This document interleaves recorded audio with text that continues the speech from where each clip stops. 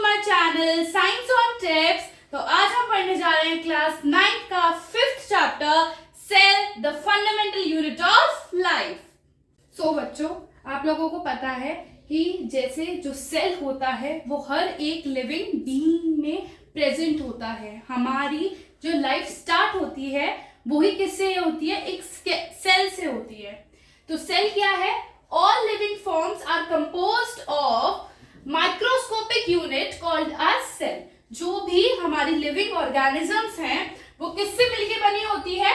Cell से मिलकर बनी होती है। और सेल क्या है? एक माइक्रोस्कोपिक यूनिट है, वो हमें नेकेड आई से नहीं दिखता है। तो सेल क्या है?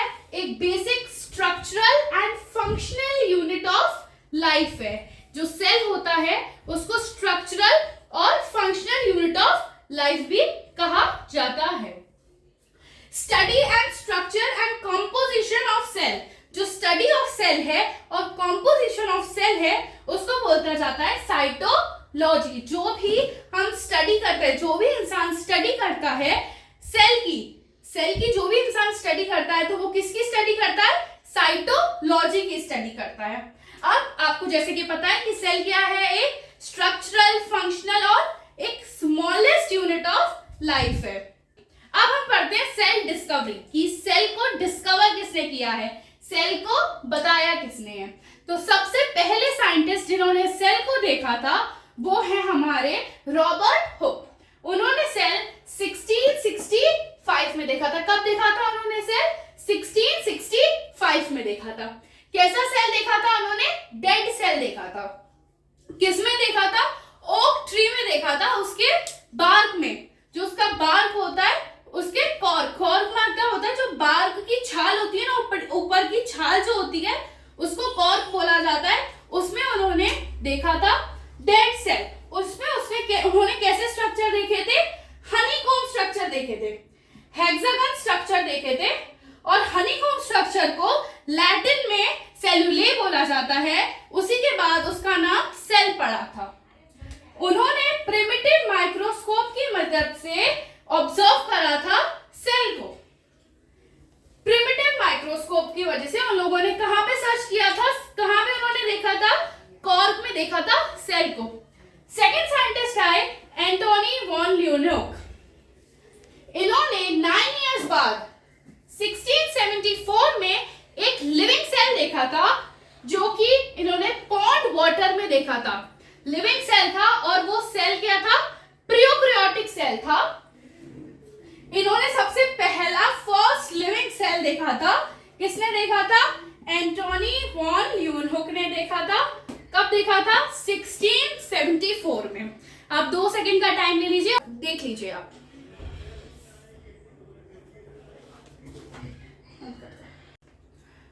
अब आपके पास एक क्वेश्चन है कि do you agree that a cell is a building unit of an organism? कि जो एक सेल है वो बिल्डिंग यूनिट है एक ऑर्गेनिज्म की। बिल्डिंग यूनिट से क्या मतलब है? जैसे कि आपका घर, आप घर की पहले नींव रखते हैं, एक ब्रिक आपकी घर की नींव होती है, फिर उससे धीरे धीरे करके एक वॉल बनती है, वॉल से धीरे धीरे एक रूम बनता है, और रूम से फिर बहुत सारे रूम मिला के आपका पूरा एक घर बनता है।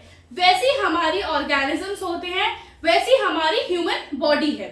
जैसे जो हमारी बॉडी है उसकी जो नींव है वो क्या है? सेल है। जो सबसे स्मॉलेस्ट यूनिट है वो क्या है? सेल है। जब बहुत सारे सेल्स मिल जाते हैं तो वो क्या फॉर्म कर लेते हैं? टिश्यू फॉर्म कर लेते हैं। फिर जब बहुत सारे टाइप के टिश्यूज मिलते जाते हैं तो वो ऑर्गन्स फॉर्म कर लेते हैं। ऑर्गन्स जैसे हार्ट, लंग्स और किडनी। आप कोई सा भी ऑर्गन देख सकते हैं जो भी हमारे ह्यूमन बॉडी में होता है या किसी भी ऑर्गेनिज्म में, सारे ऑर्गन्स होते ही हैं। फिर वो ऑर्गन्स मिल के क्या बनता है? ऑर्गन सिस्टम बनता है।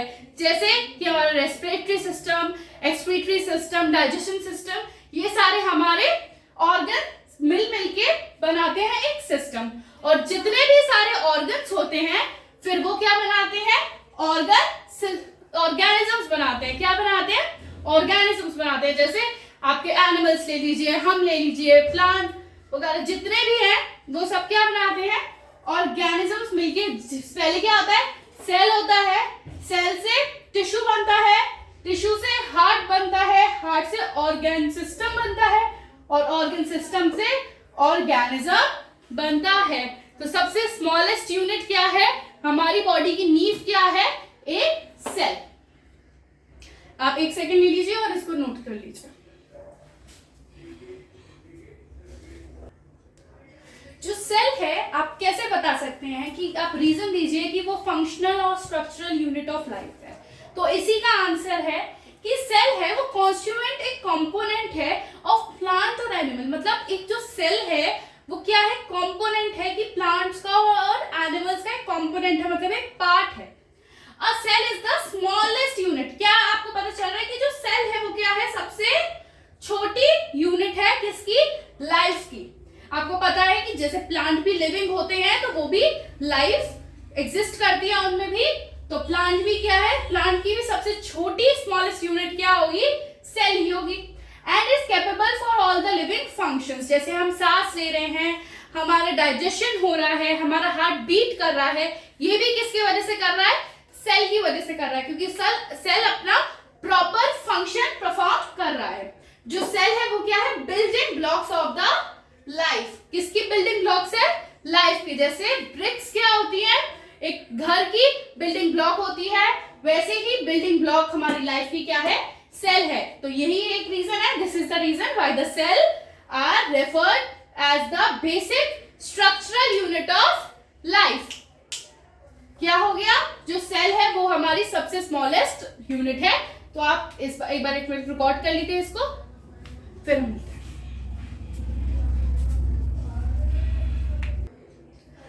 तो जो सेल होता है वो दो टाइप के ऑर्गेनिजम्स बनाता है। एक तो वो होता है जिसमें एक ही सेल सारे के सारे फंक्शंस परफॉर्म करेगा, उसको बोलते हैं यूनिसेल्युलर ऑर्गेनिज्म। यूनिसेल्युलर ऑर्गेनिजम्स क्या होते हैं, uni means one, single cell.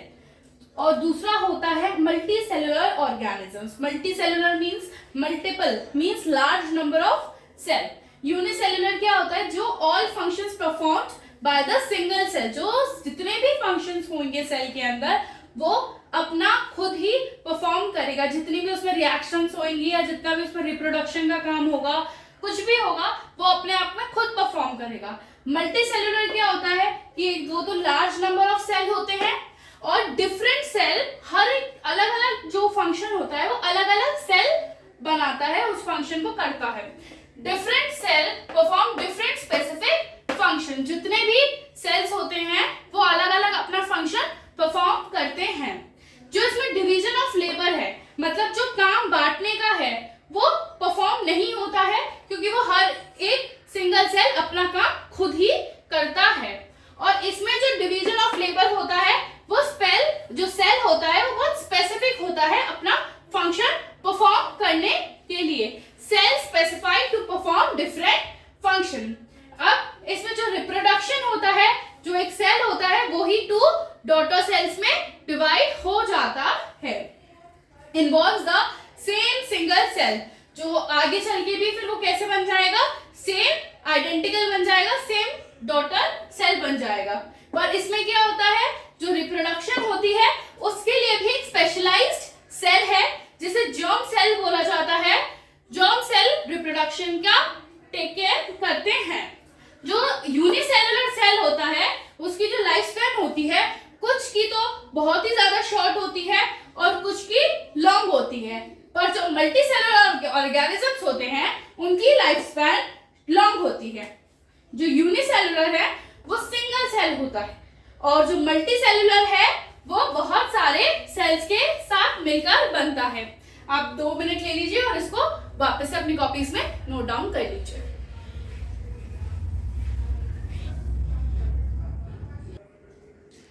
हम अब पढ़ते हैं सेल की शेप के बारे में। हर एक सेल की अलग अलग टाइप की शेप होती है। Cells are of various shape and size. Cell की अलग अलग शेप होती है और अलग अलग उसका साइज होता है। कुछ सेल्स इलोंगेटेड होते हैं, जैसे कि नर्व सेल आप यहाँ पे देख सकते हैं, ये कितना लंबा सेल है, इसको हम लॉन्गेस्ट सेल भी बोलते हैं। हमारी बॉडी में सबसे लॉन्गेस्ट सेल कौन सा है, नर्व सेल। फिर डिस्कोलाइड सेल्स होते हैं, मतलब अलग अलग शेप्स के होते हैं, जो आरबीसीज होते हैं, ब्लड सेल्स होते हैं। स्पिंडल शेप ऐसी होती है, स्पिंडल शेप, इस शेप के होते हैं आपके नर्व सेल। स्फेरिकल मतलब सर्कल टाइप के होते हैं। ओवम जो कि फीमेल रिप्रोडक्शन सिस्टम में होता है, उसमें काम आता है रिप्रोडक्शन में। ओवम सेल स्फेरिकल होता है। मेल रिप्रोडक्शन सेल कौन सा होता है? Sperm cell. और ये कौन सा सेल है? ये हमारा बोन सेल है। सबसे हमारा लॉन्गेस्ट सेल होता है नर्व सेल, इलोंगेटेड। तो अब आप जब तक ये आप करिए, नोट डाउन अपनी कॉपीज में, मैं आपसे फिर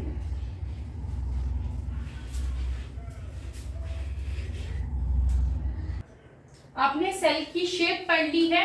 अब हम पढ़ेंगे सेल का साइज। जो सेल होता है वो वेरी करता है 0.2 mm टू 18 सेंटीमीटर, मतलब 0.2 mm से लेके 18 सेंटीमीटर तक का साइज सेल का होता है। जो एक टिपिकल सेल है मल्टी सेलुलर ऑर्गेनिजम्स का, वो रेंज करता है 20 टू 30 mm, मतलब जो वो सेल है वो 20 mm से लेके 30 mm तक बड़ा होगा। सबसे लार्जेस्ट सेल कौन सा होता है हमारा?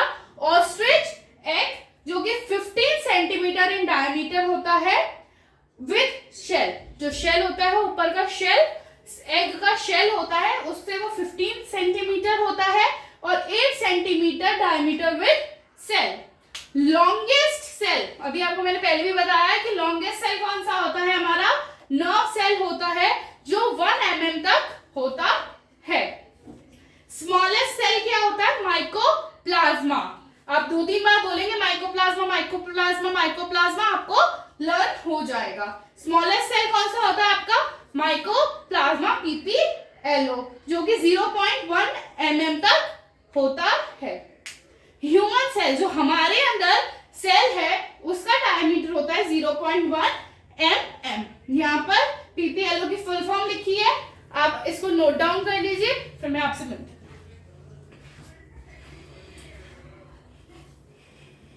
तो बच्चों, अब हमारा टॉपिक है सेल थ्योरी। ये सेल थ्योरी 2 साइंटिस्ट ने दी थी, स्वीडन और स्वान। स्वीडन थे, वो कौन थे? बॉटनिस्ट थे, जर्मन बॉटनिस्ट थे। बॉटनिस्ट क्या होते हैं? जो कि प्लांट की स्टडी करते हैं। और स्वान थे, वो थे जर्मनिस्ट, जूलॉजिस्ट। जूलॉजिस्ट क्या होते हैं? जो कि आपकी एनिमल्स की स्टडी करते हैं। इन दोनों साइंटिस्ट ने ही आपको क्या दी है? सेल थ्योरी दी है। जो स्वीडन थे, उन्होंने क्या किया? कहा उन्होंने कि जो ऑल द प्लांट्स हैं आर कंपोज्ड ऑफ सेल। और स्वान जो थे, उन्होंने कहा all animals are composed of cell.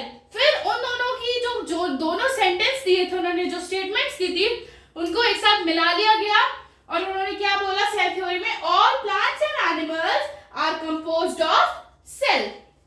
Next उन्होंने क्या दिया statement? Cell is the basic unit of life.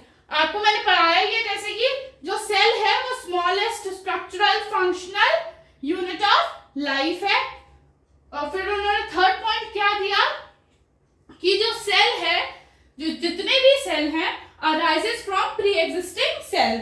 जितने भी नए सेल्स फॉर्म होते हैं वो किससे फॉर्म होते हैं? Pre existing cell. जो भी ये सेल थ्योरी है, इसके एक एक्सेप्शन है, वायरस। वायरस सेल थ्योरी को नहीं फॉलो करता है। वायरस क्या है? सेल थ्योरी का एक्सेप्शन है। ये आपका नोट पॉइंट है। फिर ये इन्होंने तो दे दी, फिर आगे एक्सटेंड हुई सेल थ्योरी, तो वो रुडोल्फ वर्चो ने एक्सटेंड करी, जिन्होंने क्या स्टेटमेंट दी? ओमिनस सेलुला ई सेलुले। ये सेंटेंस जैसे ही उन्होंने दिया तो वहां पे लोग बोलने लगे, अरे ये आप क्या बोल रहे हैं, आप हमें समझाए तो सही। फिर उन्होंने कहा, अरे रुको रुको, मैं तुम्हें बताता हूं कि इसका क्या मतलब है। All the cells arises from the pre existing cell, कि जो एक सेल होगा वही फर्दर फिर डिवाइड होगा और नए 2 सेल्स बना लेगा। जैसे ये जो सेल है ये डिवाइड होगा और यही 2 नए सेल्स फॉर्म कर लेगा। तो जो सेल थ्योरी थी पहले किसने दी? स्वीडन और स्वान ने दी। स्वीडन कौन थे? जो जर्मन बॉटनिस्ट थे, और स्वान थे वो जर्मन जूलॉजिस्ट थे। इन दोनों ने मिलकर सेल थ्योरी दी। फिर थोड़े टाइम बाद जो रुडोल्फ वर्चो थे, उन्होंने सेल थ्योरी में थोड़ा बहुत चेंजेस किए और उन्होंने ये स्टेटमेंट दी कि ओमने सेलुला ई सेलुले। आप ये उतारिए, फिर हम आपको मिलते हैं।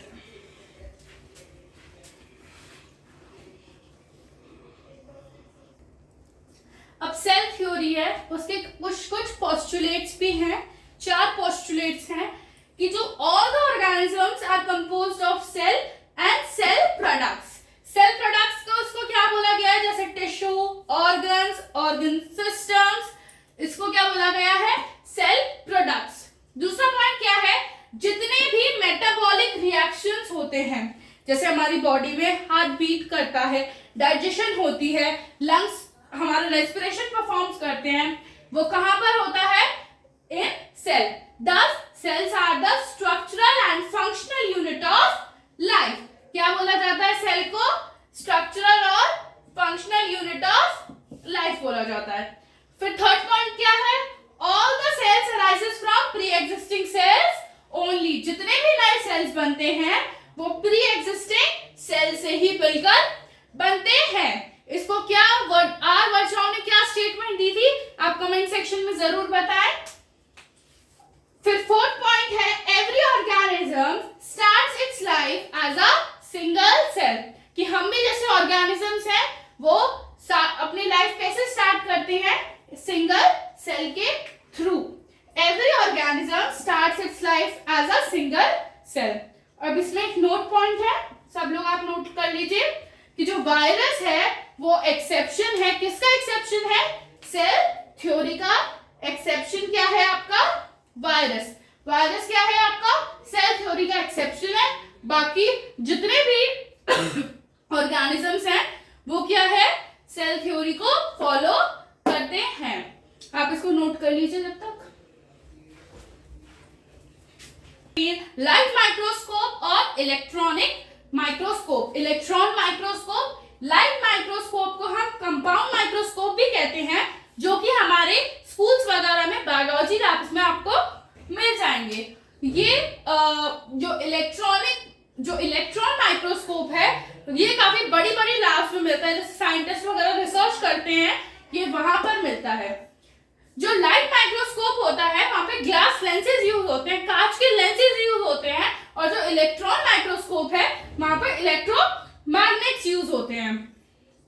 जो लाइट माइक्रोस्कोप है उसमें लाइट है, ऑब्वियसली वो लाइट के मतलब जब लाइट होगी तभी होएगा, तो it is use when beam of light is illuminated the object. जब ऑब्जेक्ट पर लाइट पड़ेगी तभी ये वर्क करेगा।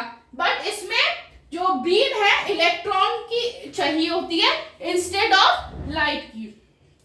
इसमें इंटरनल वैक्यूम नहीं चाहिए होता है। वैक्यूम क्या होता है, जब आपका एक एरिया में बिल्कुल भी एयर ना हो, तो इसमें ऐसा कोई नहीं चाहिए होता है जहां पे आपको इंटरनल वैक्यूम नहीं ऐसा चाहिए होता है। जैसे आपके स्कूल में आपकी जो लैब्स होंगी वहां पे वैक्यूम होगा, तो नहीं होगा वहां पे आपके स्कूल के लैब में वैक्यूम, वहां पे एयर भी होगी। बट जो बड़ी बड़ी लैब्स होती है, साइंटिस्ट जहाँ पे रिसर्च वगैरह करते हैं, वहां पर आप ऐसा एटमॉस्फेयर कर सकते हो जहां पर वैक्यूम बिल्कुल भी ना हो, मतलब एयर बिल्कुल भी ना हो। तो इसमें इंटरनल वैक्यूम इज एसेंशियल और इसमें internal vacuum is not required. Light microscope को और क्या बोलते हैं, कंपाउंड माइक्रोस्कोप। आप इसको जब तक नोट डाउन करिए।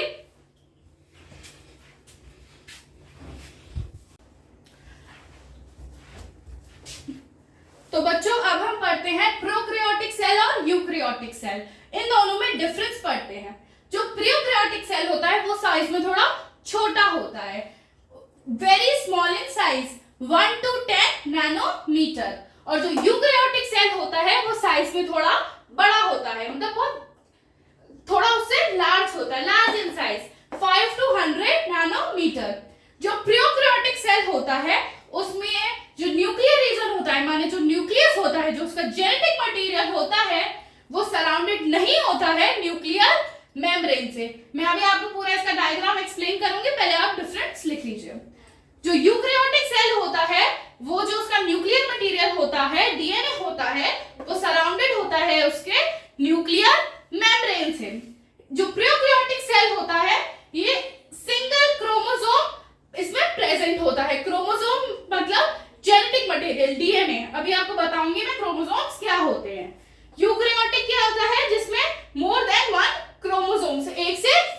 क्रोमोसोम्स होते हैं। इसमें न्यूक्लियोलस एब्सेंट होता है और इसमें न्यूक्लियोलस प्रेजेंट होता है। जो प्रोकैरियोटिक होते हैं उसमें कोई भी मेम्ब्रेन बाउंड ऑर्गेनेल्स नहीं होते। मेम्ब्रेन बाउंड ऑर्गेनेल्स मतलब क्या हो गया कि जैसे माइटोकॉन्ड्रिया या आपका गोल्गी एपरेटस कोई भी प्रेजेंट नहीं होता है। यही यूकैरियोटिक सेल में सब मेम्ब्रेन बाउंड ऑर्गेनेल्स प्रेजेंट होते हैं। इसमें जो सेल डिवीजन होता है, मतलब जो सेल रिप्रोड्यूस करता है, अपने जैसे सिमिलर सेल्स बनाता है, वो फ्यूजन और बटिंग के थ्रू होता है। इसमें माइटोसिस नहीं होती है। और जो यूकैरियोटिक सेल है इसमें माइटोसिस और मियोसिस दोनों प्रोसेसेस होते हैं। राइबोसोम में भी प्रोकैरियोटिक सेल में भी राइबोसोम्स प्रेजेंट होते हैं और यूकैरियोटिक सेल में भी राइबोसोम्स प्रेजेंट होते हैं, बट उनके टाइप अलग अलग होते हैं। जो प्रोकैरियोटिक सेल होते हैं उसमें 78 राइबोसोम प्रेजेंट होता है और जो यूकैरियोटिक होता है उसमें 80s राइबोसोम प्रेजेंट होता है। 70s को 50s और 30s में डिवाइड किया होता है और 80s को 60s और 40s में डिवाइड किया हुआ होता है। तो ये डिफरेंस है आपका प्रोकैरियोटिक सेल और यूकैरियोटिक सेल में। आप इसको नोट डाउन करिए, फिर मैं आपको इसका डायग्राम बना के एक्सप्लेन करती हूँ। प्रोकैरियोटिक सेल, इसी को हम बैक्टीरियल सेल भी बोलते हैं। सबसे पहले हम ड्रॉ करेंगे इसकी सेल वॉल, सेल की वॉल, जो सेल की कवरिंग होगी, सेल वॉल। फिर उसके अंदर क्या प्रेजेंट होगी, इसकी सेल मेम्ब्रेन। क्या प्रेजेंट होगी, सेल मेम्ब्रेन। सबसे आउटर कवरिंग को क्या बोलते हैं, सेल वॉल, और इनर कवरिंग को सेल मेम्ब्रेन। आउटर वॉल क्या होगी, सेल वॉल, और उससे इनर वॉल क्या होगी, सेल मेम्ब्रेन। सेल मेम्ब्रेन का ही दूसरा नाम होता है प्लाज्मा मेम्ब्रेन। क्या नाम होता है, प्लाज्मा मेम्ब्रेन। फिर अब इसके अंदर क्या होगा, फ्लूइड स्ट्रक्चर, फ्लूइड प्रेजेंट होएगा। फ्लूइड, उसको क्या बोलते हैं, साइटोप्लाज्म। क्या बोलते हैं, साइटोप्लाज्म। जो सेल के अंदर फ्लूइड प्रेजेंट होएगा उसको बोलते हैं साइटोप्लाज्म। अब यहाँ पर ये जेनेटिक मटेरियल प्रेजेंट होएगा। जेनेटिक मटेरियल क्या प्रेजेंट होएगा इसके अंदर, जेनेटिक मटेरियल, मतलब इसका न्यूक्लियस, इसका डीएनए। डीएनए मतलब हमारा जेनेटिक मटेरियल।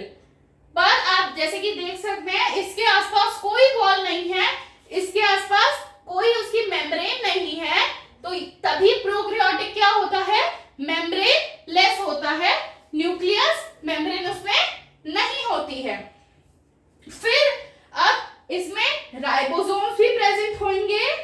तो ये क्या है, राइबोसोम्स प्रेजेंट है। कौन से टाइप के राइबोसोम्स प्रेजेंट है, 70s। कौन से टाइप के राइबोसोम्स प्रेजेंट है, 70s। कौन से टाइप के, 70s राइबोसोम्स प्रेजेंट हैं। अब जैसे ये जो प्लाज्मा मेम्ब्रेन है ये थोड़ी ऐसे फोल्डेड होगी, ऐसे करके, जहां से आपका बाहर और अंदर आने में कोई सा भी मटेरियल हेल्प करता है सब्सटेंस में, इसका नाम होता है मीजोसोम्स। क्या नाम होता है, मीजोसोम्स। इसको क्या बोलते हैं, मीजोसोम्स।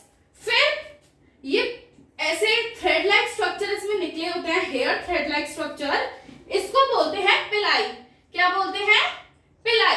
पिलाई क्या करती है, अटैच, किसी को भी अटैच करने में, जैसे अगर ये वॉल है, यहां से सेल आ रहा है, तो पिलाई क्या करेगी, यहाँ पे अटैच कर लेगी। फिर होता है आपका फिलामेंट, ये होता है, फ्लैजिला होता है, फ्लैजिला, जो कि 3 पार्ट से बना होता है। ये जो पार्ट होता है इसको बोलते हैं फिलामेंट। क्या बोलते हैं, फिलामेंट।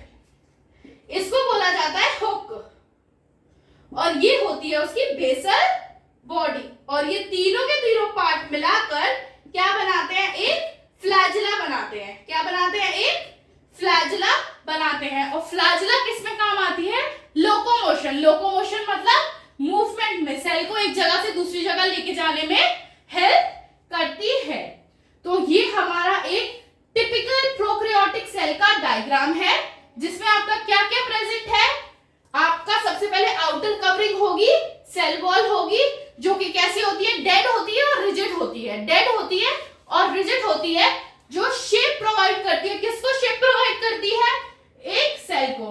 फिर इसकी इनर मेम्ब्रेन कैसी होगी? सेल मेम्ब्रेन कहते हैं, जिसका दूसरा नाम क्या होगा?